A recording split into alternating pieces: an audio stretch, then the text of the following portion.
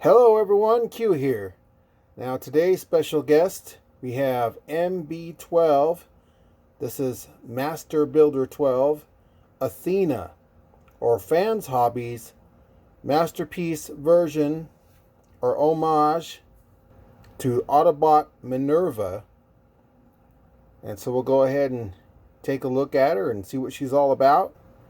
Alright, we also see her here with the back of her box. It's got a pretty epic picture going on there. And she comes with a whole slew of accessories. So we'll go ahead and discuss those right now. Alright, first thing we're going to take a look at is her two weapons, which are white plastic with a little bit of silver paint on the underside of the nozzles. And then we have an alternate face, which looks like the eyes are painted, and the rest looks like it's orange plastic.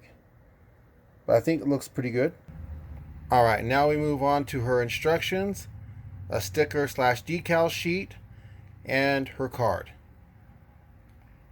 And this concludes all of her accessories.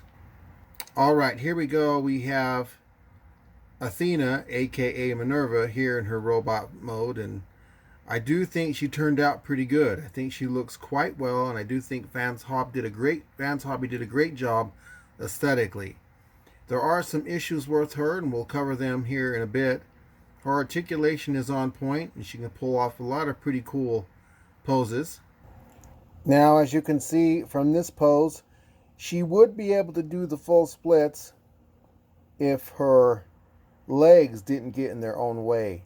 Now, she does have ankle rockers, and they are able to touch flat on the floor if her leg design with the hood of the car didn't get in the way. But because they do come in kind of further than her feet, even though her feet have the pivot range, they can't fully touch the floor in this pose. So the problems that she has with her articulation are due to her overall design, and not because the articulation doesn't exist in the figure. So although I've been able to get her in a whole slew of various poses, they have a hard time being pulled off in a way where they look believable. Again, not because the joints aren't there, not because her range of motion isn't there, but just because her overall design tends to get in its own way. However, I have found that if you're the kind of person that minds subtle positions, and where you can have certain angles shot at those certain positions, that you can make her look fairly dynamic without looking too quirky. Like in this scene right here, she's kind of quirky looking, but it's not because the range of motion isn't there. It's just because of her design, again, tends to get in the way of its own self. But even with that, I mean, her range of motion is still pretty good. Now, with that said, there is part of her articulation which is a bit on the limited side, and that is her waist swivel. Her waist does swivel, but it's very, very minimal. Very, very subtle. So that could have been done quite a bit better, in my opinion.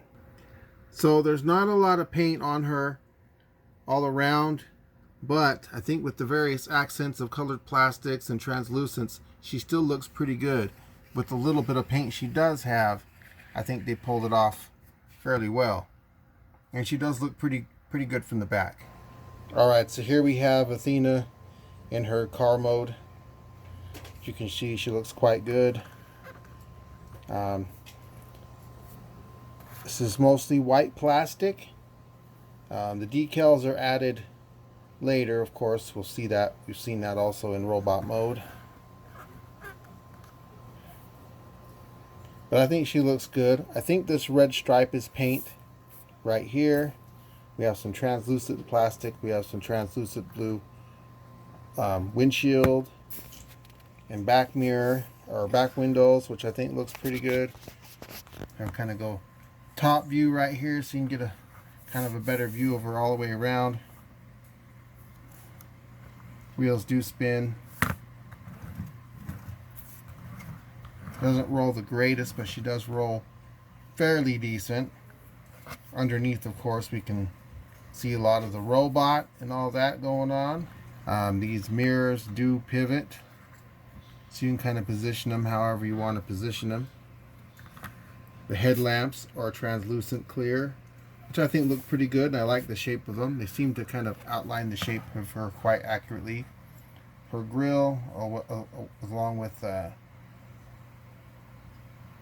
some kind of license plate markings. We have the same thing on the back.